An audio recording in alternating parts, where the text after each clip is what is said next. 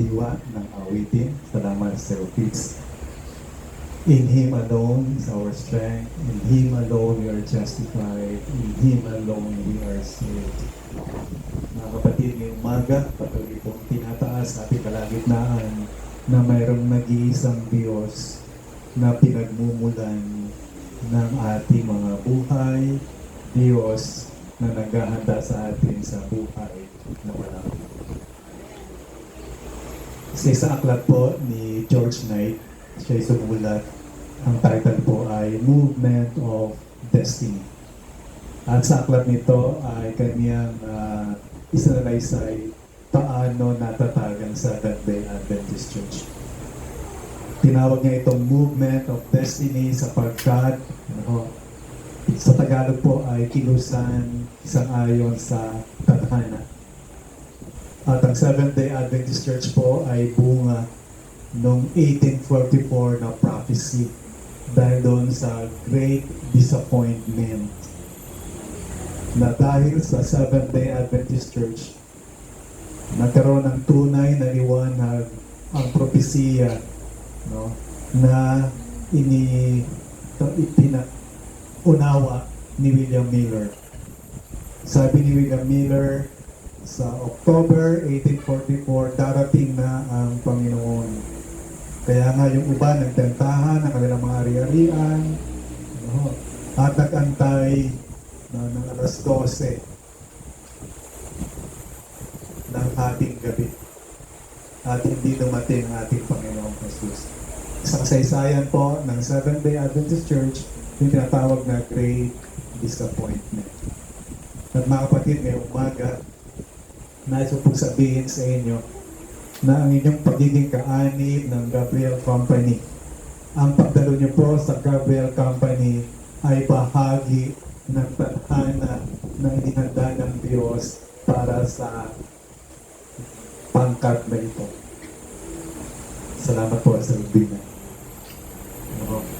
Gusto ko pong magkaroon kayo ng assurance na lahat ng ating karanasan dito po sa Gabriel Company ay pinahintulutan, pinayagan ng Diyos, nagbibigay siya ng mga palatandaan para mapagtibay ang ating mga puso, ang ating paniniwala na sa dakong ito, kasama ako doon sa ihahanda ng Diyos. Kasama ako doon sa magtatatag ng isang church building para sa kapurihan ng ating Diyos.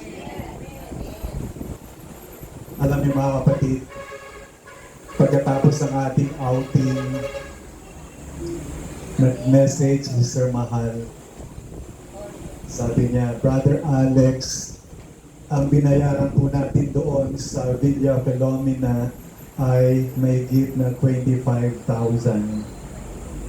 28,000. Mga kapatid, alam niyo po, ang budget natin ay 20,000 lamang. At alam niyo, Brother Alex, kaya naging 28 po dyan, pero po mga kapatid, hindi na kinuha kanilang allocation, yung iba nagtagdag, etc. Hindi ko na alam iba kadahilan. May tira po tayong 1,700. Hanggang doon na yung message niya. Nung makita ko po yung message, napangiti ako sa Panginoon. May tirang 1,700. Tapos tumagot ako sa kanya. Pwede mo pala ako mag-reimburse ng 1,000. Yung pinanggasolina doon sa sakyan ni Brother, ngayon mo lang naalala, no? Kasi nung gabi, nung Sabado ng gabi, may driver tayo, baka daw kulang ang gasolina. Ay sabi ko, ito po. Hindi ko alam kung babalik o hindi. Basta ito po. So, sabi ko, pwede pala akong mag-reimburse ng 1,000. Nag-okay siya. Tapos kagabi mga kapatid, habang ako'y nagmamaneho papunta rito, pinaunawa sa akin ng Panginoon, bakit 1,700? Naalala ko tuloy. Alam niyo po, bago po tayo magtikit ng mga sticker, sabi ko to sa isang kapatid, magkano magagastos natin kapag paggawa tayo ng sticker? Sticker. Yung sticker po na ginamit ay hindi po simple. Ano po? At sabi sa akin, ang sabi po ni ano ay mga 700 daw po.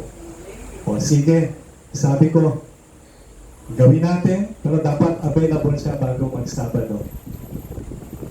At mga after few hours, ang tumugon sa akin yung kapatid, ang sabi, kahit magkano na lang daw po.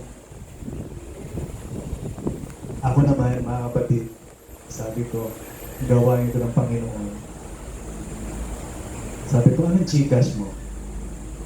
Pinadala ko po 700 pesos. Sabi ko ay bahagi po ito sa gawain ng Panginoon. Kaya kagabi naalala ko, yung ating Diyos, mga kapatid, ano, saktong-sakto. Bakit 1.7 yung natira? Pero sabi ko, Panginoon, ibinigay ko sa yung 700, inyo na po yun. Kaya po rin ako ito, mga kapatid, dito. Sa maliliit na bahagi ng ating mga buhay, nagpapahiwatig ang Diyos. Minsan di lang natin pinapansin. Nung mapansin na marahil, nung nandun kami sa Villa Pilomena, si Sir Debbie makita yung papilay-pila at hindi makaikot yung kanya leeg. Kaya pag uwi sa bahay, sabi ni Ade, sabi ko naman sa inyo tawagan niyo na si Tito Samson para mag-therapy. Ano, at bago kami matulog, ano mami? Message ko na si Kuya Samson, bukas, Lunes. Sabi niya, ang dami nating kalat maghapon tayo na wala maghapon. Mag-aayos pa ako ng bahay. Kailan? Martes? Sabi niya sa akin, bahala na.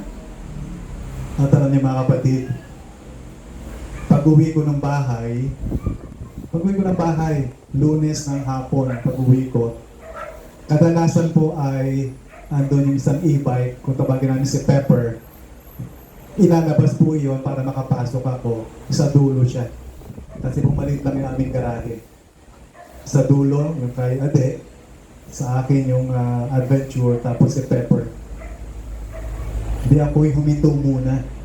Papalabasin ko muna si Pepper para makapasok ako at papasok ko din si Pepper. Ngayon po, nung makalabas na yung kulay-pula na sasakyan,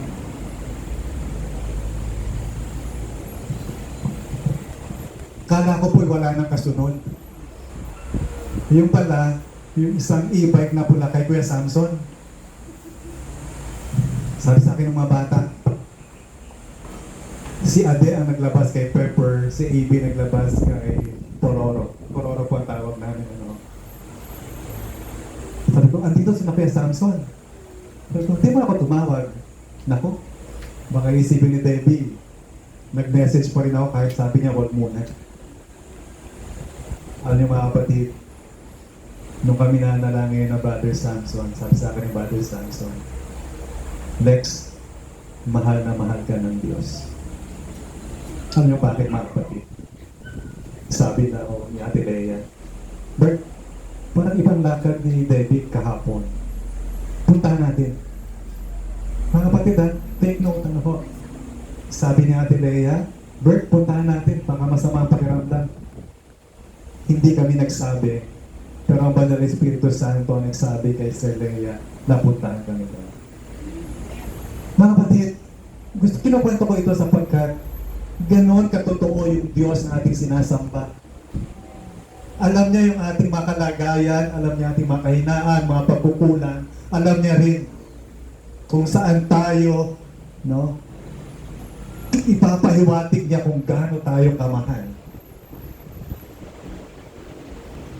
Mga kapatid, pag-uwi namin kahapon, sabi ko, ito ba yung susuotin ko bukas? Kagabi. Long sleeve, nandun na yung necktie. Mga kapatid, bihira po ako mag-long sleeve, bihira ako mag-necktie. Ito ba, sabi niya, para may iba-iba naman. Sabi ko sa kanya, Alam mo ba na nag-text sa akin yung speaker na hindi siya matutuloy dahil may tonsillitis tsaka lagnat? Kita niyo po yung Panginoon, ano ho?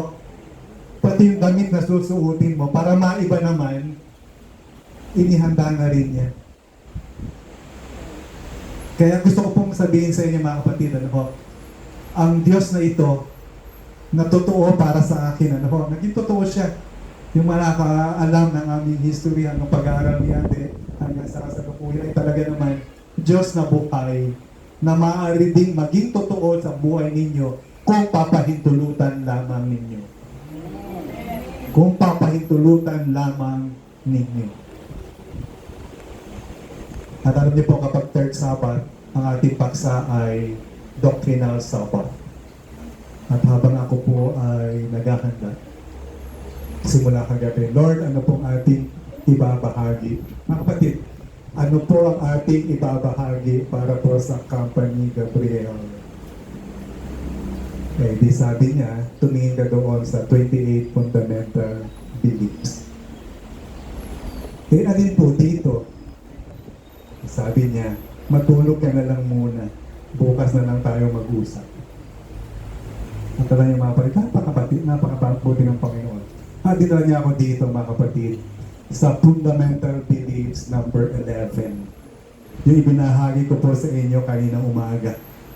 Yung mga po hindi pa member ng group chat, mag-member na po kayo ng group chat para kayo man ay magkaroon ng advance na pag-aaral. At alam niyo mga kapatid, ang fundamental beliefs number 11 ay may kinalaman sa growing up in Christ. Pampailalago sa ating pananampalataya. Okay. Brother Alex, saan ko ba mababasa yung Brother Alex? Gusto kong i-promote ito pong Biblia. Ano po? Itong Biblia ito ay nilimbag ng Seventh-day Adventist Church. No? Subalit yung kanyang mensahe ay in-sponsor po ng Seventh-day Adventist Church at ang naglilibad po nito ay ang Philippine Bible Society. Okay. At dito po mga kapatid, ito pong version na ito, dito nyo makikita yung fundamental beliefs.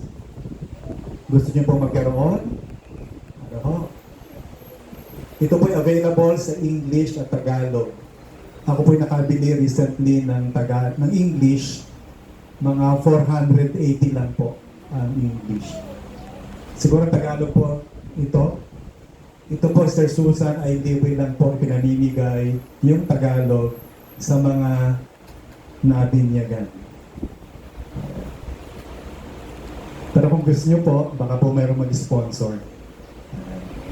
So dito po, makikita po ninyo, dito po yung fundamental belief number 11. At mga kapatid, growing up in Christ. Kaya po yung mga may Bible, nakatulad po na sa akin, ay buksan po natin, ano po.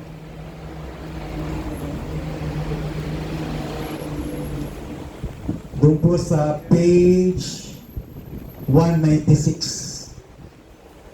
No? Yung Bible na may katulad sa akin, no? Page 196.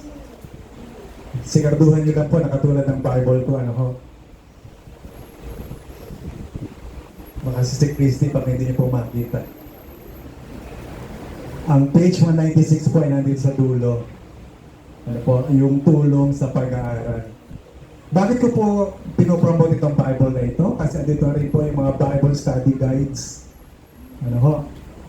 Kaya ako po, ginagamit ko sa devotional, ibang aklat, sa pag-aaral naman po itong ginagamit ko. Okay? At sabi po rito mga kapatid, fundamental belief number 11. By the way mga kapatid, ano po? Dati, yung ating fundamental belief na inabutan ko hanggang 27 lang. Sino po nakaabot ng 27 fundamental beliefs? Ito po ay noong 1980. Ano po? After 25 years, naging 28. At ang dinagdag po nila ay nilagay nila sa number 11, growing up in Christ. Ngayon, babasahin ko po mga kapatid, ano? Ano po itong fundamental beliefs na ito? Sister Cathy, ano po? Sister Susan, Brother Danny, Sister Regine. Ang Seventh-day Adventist po ay mayroong kabuuang mga aral, mga doktrina kung tawagin, na kung saan ito yung pinaka summary, ano? Sorry? Buod, yun, buod. Buod ng doktrina ng mga Seventh-day Adventist. Kung gusto mong aralin, ano ang meron sa Seventh-day Adventist, tingnan mo lang yung 28 fundamental beliefs. Available po siya sa Play Store, no, sa Google. Po? Advent Toolbox din po, meron din siya. Ayan. At mas maganda po, mag-invest na po kayo sa inyong Bible. Kasi andito na yung Biblia, andito na sa dulo, yung fundamental beliefs, meron pa kayong Bible study guide. No? Okay. Ngayon po, yung may mga Bible po ay hayaan nyo po na basahin ko po ito. Sa pamamagitan ng kamatayan ni Jesus sa krus, siya'y nanaig sa kapangyarihan ng kasamaan. Siyang sumupil sa mga espiritu ng demonyo nang siya'y nagmiministeryo dito sa lupa. Winasak ang kanilang kapangyarihan at siniguro ang kanilang katapusan. Ang pagwawagi ni Jesus ang siyang nagbibigay sa atin ng pagwawagi laban sa suligan ng kasamaan na patuloy na nagnanais na supilin tayo habang lumalakad tayo sa kanyang kapayapaan, kaligayahan, at kasiguruhan ng kanyang pagmamahal. Ngayon, ang banal na Espiritu ay naninirahan sa atin at pinalakas tayo. Kanyang pinapalaya sa pasanin ng ating nakaraan at hindi na tayo namumuhay sa kadiliman, takot sa kapangyarihan ng kasamaan, sa walang kaalaman at kawalang kahulugan ng ating dating pamumuhay. Sa ating bagong kalayaan kay Kristo, tinawag tayo upang lumago ayon sa kanyang karakter, nakipag-usap sa kanya araw-araw sa pamagitan ng pananalangin, nabubusog sa kanyang salita, nagmumuni-muni sa kanyang pag-akay, umaawit ng papuri, pagsasama-sama upang sumamba, at nakikilahok sa misyon ng Iglesia. Sa pagbibigay natin ng ating sarili upang tulungang may pag-ibig ang nasa ating paligid at maging saksi sa kanyang pagliligtas.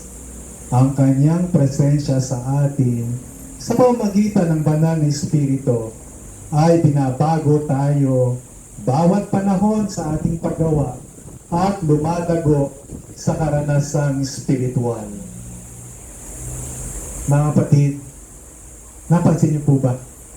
Yung mga ingredients, yung mga formula, kung paano tayo magkakaroon ng paglago sa ating kabuhayan Kristiyano. Sa pagpapatuloy mga kapatid, ay nais ko pong tumayan natin ang mga tala na binasa ni Sir Edwin na kanina. At nais ko po mula dito, ay bigyan po natin ng pansin yung mga nabasa natin sa Fundamental Beliefs number 11. Muli ko kayo inanyayahan mga kapatid. Philippians chapter 3 verses 28 and 29. Bago po natin basahin, tayo po ay manalangin. Ama naming Diyos, muli kaming tutunghay ng iyong banal na salita. Kayo po ang sumulat nito. Ang iyong banal Espiritu Santo ang nagbigay ng karunungan sa mga tao upang sulatin ng banal na kasulatan. Hinihiling rin po namin ang banal na Espiritu Santo na siyang magbigay unawa sa aming mga kaisipan upang maunawaan namin, maisakabuhayan namin, mapahalaga namin ang mga salitang ito sa aming mga buhay. Marami kaming pagkukulang, Muli, Panginoon, maranasan namin ang biyaya na ginagawa kaming karapat-dapat na humarap sa iyo at magbasa ng iyong mga salita. Alang-alang ng lahat, sa pangalan ng iyong anak na si Jesus. Amen. Philippians chapter 3, verse 20 and 21.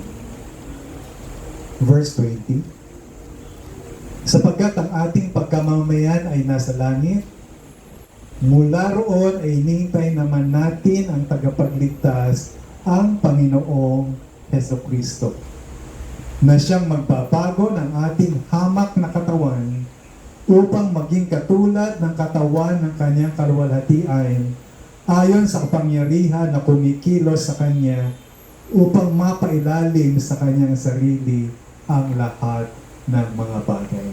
Mga kapatid, point number 1 doon sa ating binasang fundamental beliefs number 11 at sa verse 20 ng Philippians chapter 3. Ang ating pagkamamamayan ay doon sa langit.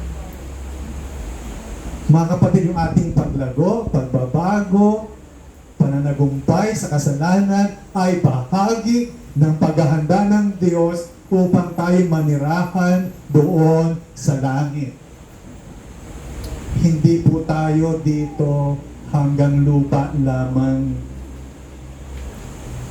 Hindi lang po tayo nandito para sa mga material na bagay, kung hindi tayo po inihahanda na manirahan sa buhay na walang hanggan doon sa langit. At dahil dito mga kapatid, merong paglago sa ating mga kabuhayan.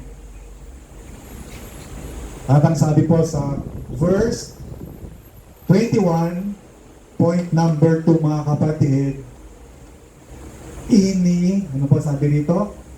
Na siyang magbabago ng ating hamak na katawan upang maging katulad ng katawan ng kanyang kaluwalhatian. Wala pong masamang bagay na papasok doon sa langit. Dito pa lamang mga kapatid ay sinasanay na po tayo sang-ayon, no, sa karakter ng ating Diyos. Hindi po tayo makakapanatili sa kasalanan kung iniisip niyo po na ikay tatanggap kay Kristo at ikay mananatili sa masamang gawi, nagkakamali ka. Sapagkat the moment na tinanggap mo ng tunay yung Kristo na tagapagligtas, mga kapatid, mababago ka, ayaw at sa hindi. Sapagkat ang pagbabago ay bunga ng pagkakilala kay Kristo. Ito ay bunga, ng pagkaunawa ng pag-ibig ng Panginoon. Na kaya ikay nakakasunod sa kautusan, kaya ikay hindi mapakali kapag Miyerkules at Biyernes ng gabi ay sapagkat ang pag-ibig ni Kristo ang nagtutulak sa akin. For the love of God constraineth us. Sana po itong mga karanasan ito ay maranasan natin mga kapatid. Otherwise, mga kapatid, tayo na tinawagan sa Company Gabriel, magiging matamlay tayo pag hindi natin naramdaman na ating pagkatawag ay pagkatawag ng pag-ibig ng isang mapagmahal na Diyos. Na habang tinatanggap natin, hinihintay natin ang pagdating ng Panginoon, tayo naman ay binabago. Binabago tayo na maging handa na manirahan doon sa langit. Paano na kapag ang source ng aking katuwaan, kaligayahan ay mga bagay na sa libutan ito at ang mga bagay na ito ay hindi ko makita doon sa langit? Paano magiging masaya? Huwag naman mangyari mga kapatid na matapos natin makarating sa langit, sasabihin natin, Lord, pwede bang bumalik na lang ako sa lupa? sapagkat ngayon pa lang sinasanay na tayo. Maring first time niyo po ba, Sister Richie, na maka-attend dito. Pero itong panawagan ng Diyos, ano po, may langit na naghahanda, na inihanda ang Diyos sa atin. Sa John 16:33 po, ang sabi ng Panginoong Jesus, ang mga bagay na ito ay sinabi ko sa inyo upang sa akin ay magkaroon kayo ng kapayapaan. Sa sanlibutan ay naharap kayo sa pag-uusig, ngunit laksan ninyo ang inyong loob, dinaig ko ang sanlibutan. Doon sa fundamental beliefs, number 11, sinabi doon na yung ministeryo ng Kristo ay pinakita sa atin na tayo man ay magiging mananagumpay sa kabila ng ating mga kahinaan, sa kabila ng ating makasalanang likas. Sabi ng Panginoong Jesus, laksan niyo ang loob ninyo, I have overcome the world. At ang Kristo na ito, sangayon po sa Hebreo 4:15.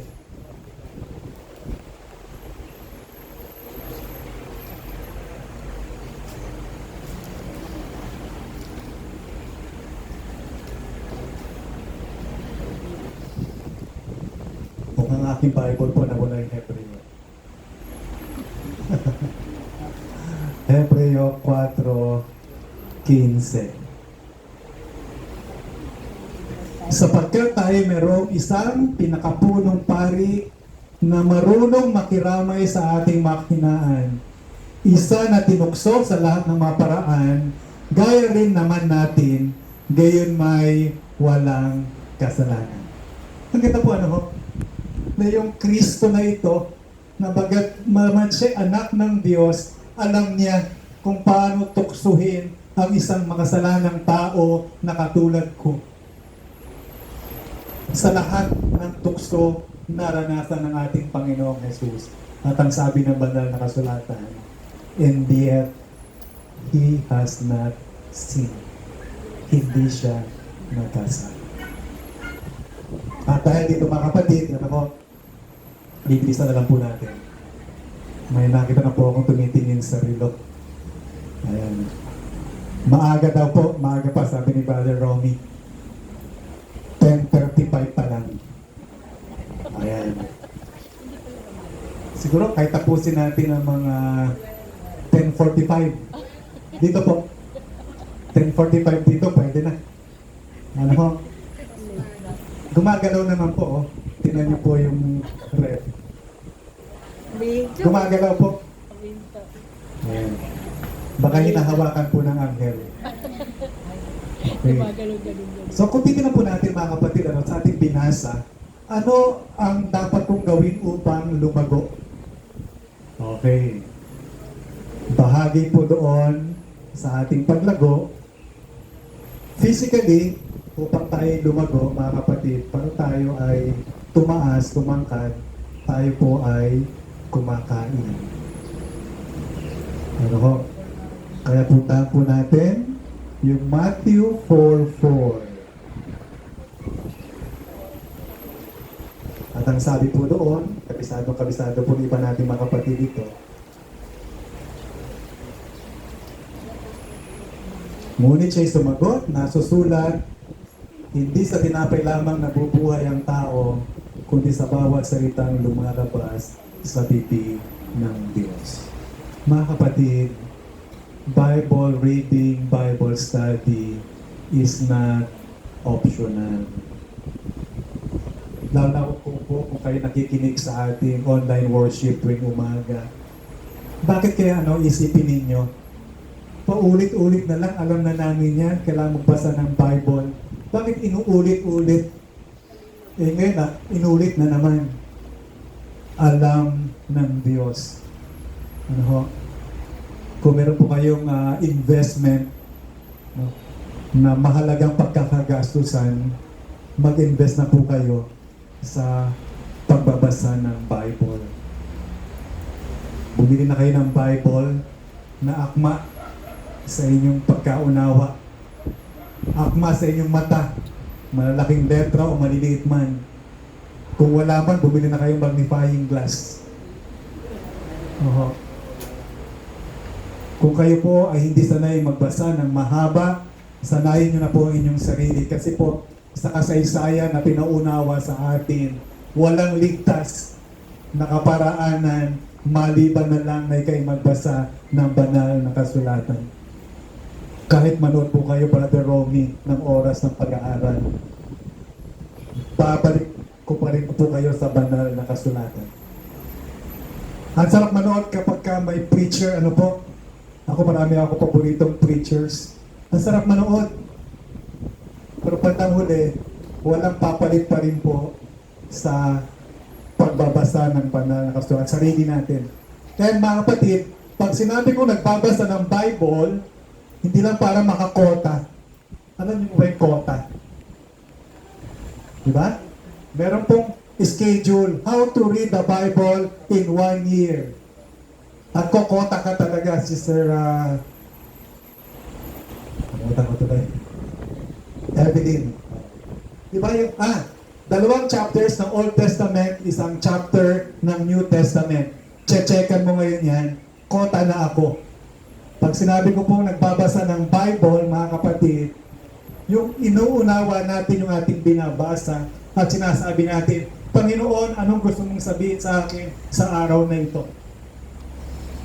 Yung ating pagbabasa, naririnig natin yung tinig ng Diyos na nangungusap sa ating mga puso.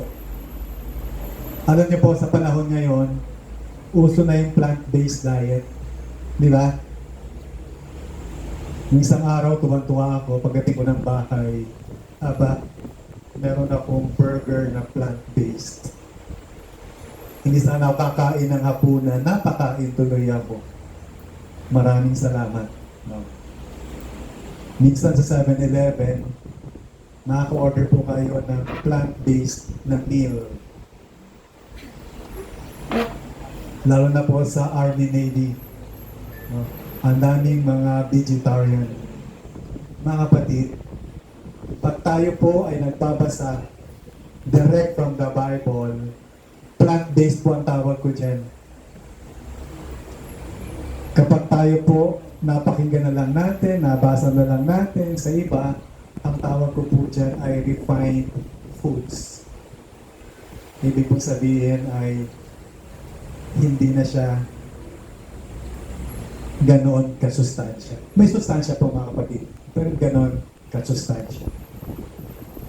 Kaya tayo po, gusto nating mabalik doon sa plant-based na tayo mismo kung ano yung nutrients ng original na form niya ay makuha natin. Okay. Konti na lang po ito. Ayan. Gumagalaw pa rin na samahan.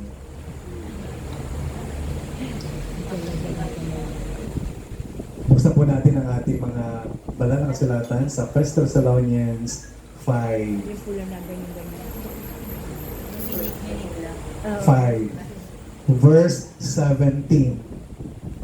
Bukod sa pagbabasa ng Biblia, verse 17, ang sabi po dito ay, manalangin kayong walang pati.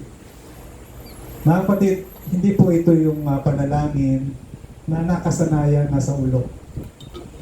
Di ba? Brother Alex, nagbabasa naman ako. Nagdasal naman ako sa umaga pagkagising, bago nga kumain eh.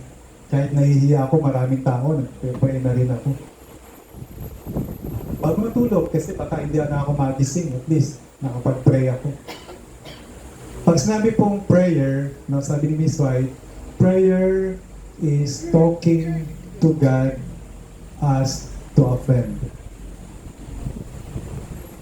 Kausap mo ang ating Panginoon. Lord, may transaction ako. Ikaw na ang bahala. Itong taong to ba mapagkakatiwalaan ko? Lord, sasakay ako ng jeep, ang haba-haba ng pila. lang po ito, malilate na ako. Lord, naiwanan ko po yung senior citizens ID ko. I-claim ko pa po ba yung aking seniors discount? Lahat, ano po, lahat ng maliit na bagay, i-upload natin sa ating Panginoon. At sabi ganoon, pray without ceasing. Hindi po ito yung seremonya ng pananalangin, yung seremonya ng paglukod. At minsan kadalasan, kapag may nanalangin dito sa harapan mga kapatid, yung ating mga kaisipan ay naglalakbay. At inaantay na lang natin yung amen. Minsan natin matandaan, ano na ba pinanalangin nung nananalangin. At lastly po mga kapatid, bahagi ng ating paglagong Kristiyano ay yung tala sa 1 Thessalonians 5:19. Ano po ang 5:19? Huwag ninyong patayin ang ningas ng Espiritu. Kailan po nawawala ang ningas ng Espiritu?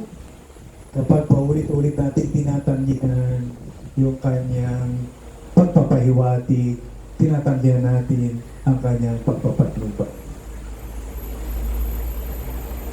Okay, Lord, tatapusin ko na lang po ito. Pagkatapos po nito, hindi na po ako manonood ng mga panoorin na alam ko pong nakakasama sa aking kalagayan. Lord, alam ko naman po, bawal ito kinakain ko. Last na lang po ito, last na lang ito.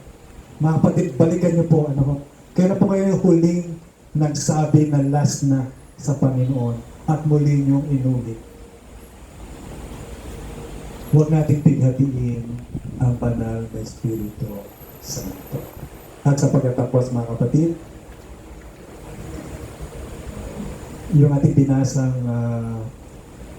fundamental beliefs number 11, malalim po ito, malawak. Binigyan din ko lang po yung tatlo na makakatulong sa atin. Ano po yung tatlong ito? Bible study, prayer, and guidance of the Holy Spirit. At ito lang po ang garantiya mga kapatid. Sa ayaw nyo at sa gusto, lalago kayo. Hindi ko makalimutan yung kasabihan, a living thing ought to grow. Pag yung isang halaman, masustansya yung lupa na kanyang kinalagyan, lalago at lalago mga kapatid, kahit ayaw nyo nang lumago. Kahit sisirain na yung pader ninyo, pinuputol nyo na, lalago at lalago pa din. Ito po gusto natin maging karanasan dito sa Company Gabriel. Because we were called for a destiny. Tayo tinawagan sa isang pagtagpo sa itinadhana ng Panginoon na lahat po tayo ay magiging kasama sa pagtatatag ng isang bahay-sambahan. Purihin natin ang Panginoon ngayong umaga.